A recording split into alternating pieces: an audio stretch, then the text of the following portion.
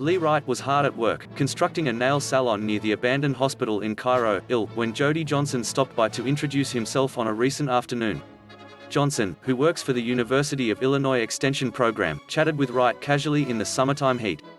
For Johnson, it was the first step to building trust in this city of fewer than 2,200 people, as extension programs across the U.S., long valued in many rural communities for helping farmers and supporting 4-H clubs, expand their service to include educating the public about COVID-19 vaccines.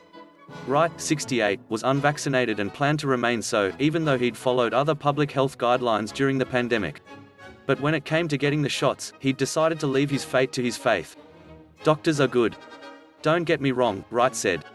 "But we got to have something that we can really depend on." Johnson didn't talk to Wright about the vaccines that day. He just listened instead. "No one wants to feel ashamed or belittled because they're not doing something," Johnson said later. "Only 16% of residents here in Alexander County are fully vaccinated against COVID-19. That's the lowest rate in Illinois, according to the state health department, and case counts of coronavirus infections are rising."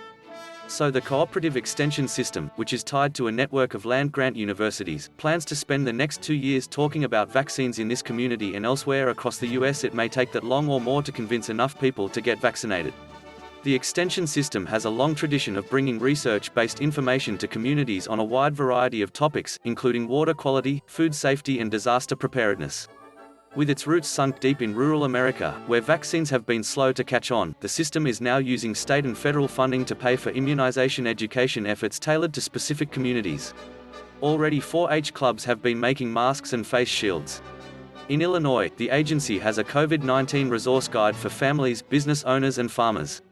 The office covering the southern portion of the state is now looking to hire someone in the community to help get out the word on why vaccinations matter.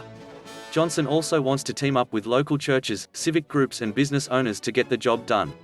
"Why only a nuanced vaccine strategy will be persuasive. This is not our first global pandemic," said Carissa Nelson, a spokesperson for 4-H programs in Illinois. The organization's agents and club members nursed patients during the 1918 flu pandemic that devastated the world. This time around, the Extension Services strategy could also help in these rural communities and the urban areas it serves.